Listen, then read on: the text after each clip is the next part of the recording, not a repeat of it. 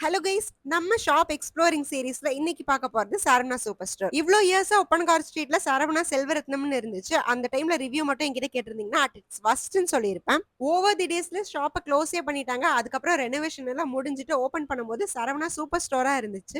இப்போ மட்டும் அப்படி என்ன பெருசா பண்ணிருக்க போறாங்கன்னு நினைச்சு தான் நான் போனேன். But one stop solution for all the kitchen திங்ஸ்னு சொல்லுவேன். கிச்சன் யூட்டிலிட்டிஸ்ல இருந்து அப்ளையன்சஸ் வரைக்குமே ஒரு ஹியூஜ் ஃப்ளோரே வச்சிருக்காங்க. அவ்ளோ கலெக்ஷன்ஸ் இருக்கு நீங்க எக்ஸ்ப்ளோர் பண்றதுக்கு.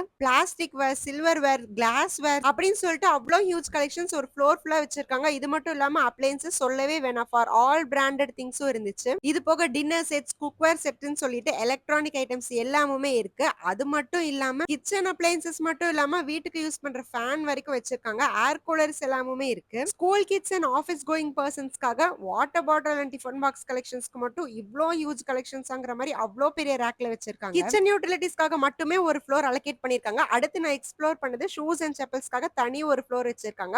அத பத்தின டீடைல்டு வீடியோ நாளைக்கு அப்லோட் பண்றேன். சோ ஸ்டே டியூன், மறக்காம சப்ஸ்கிரைப் பண்ணிக்கோங்க.